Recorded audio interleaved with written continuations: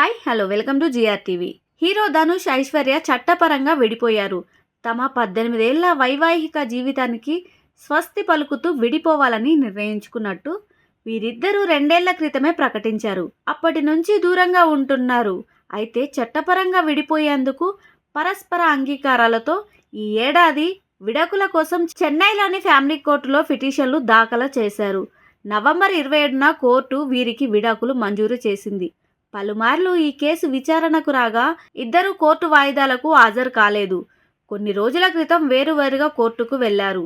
కొన్నేళ్లుగా తామిద్దరం విడిపోయి ఉంటున్నామని, విడాకులు తీసుకోవడానికి నిర్ణయించుకున్నామని కోర్టుకు తెలిపారు. కలిసి ఉండాలని అనుకోవడం లేదని తమ నిర్ణయాన్ని స్పష్టం చేస్తూ విడిపోవడానికి గల కారణాలు వివరించారు. ఇరువురి వాదనలు విన్న చెన్నైలోని ఫ్యామిలీ కోర్టు తాజాగా వీరికి విడాకులు మంజూరు చేసింది. దీంతో వీరిద్దరూ చట్టపరంగా విడిపోయినట్లే అయింది. వీరికి 2 పిల్లలు, యాత్ర, లింగ. వీరి భవిష్యత్తుపై ధనుష్, ఐశ్వర్య ఇద్దరు బాధ్యత తీసుకోవాలని కోర్టు ఆదేశించింది. పిల్లలతో ఇద్దరు సమయం గడపాలని స్పష్టం చేసింది. కోర్టు విధించిన షరతులకు ధనుష్, ఐశ్వర్య అంగీకరించారు. సూపర్ స్టార్ రజనీకాంత్ పెద్ద కుమార్తె ఐశ్వర్య. హీరో ధనుష్తో ఏర్పడిన పరిచయం ప్రేమగా మారింది. ఆ తర్వాత ఇరు కుటుంబాల పెద్దల అంగీకారాలతో 2004లో వివాహం చేసుకున్నారు. వీరికి 2 కుమారులు. వీరి వైవాహిక జీవితం 15 ఏళ్లు సాఫీగానే సాగింది.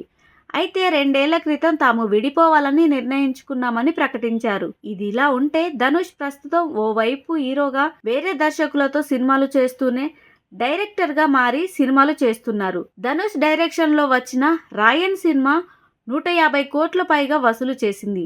తన కెరియర్లోనే బిగ్గెస్ట్ హిట్ మూవీగా నిలిచింది. శేఖర్ కమ్ల దర్శకత్వంలో ధనుష్ కుబేరా అనే సినిమా చేస్తున్నాడు.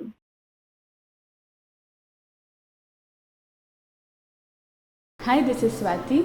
లైక్ చేయండి, షేర్ చేయండి, కమెంట్ చేయండి అండ్ సబ్స్క్రైబ్ చేయండి GR TV. Hi, this is Monica. Please like, share and subscribe GRTV.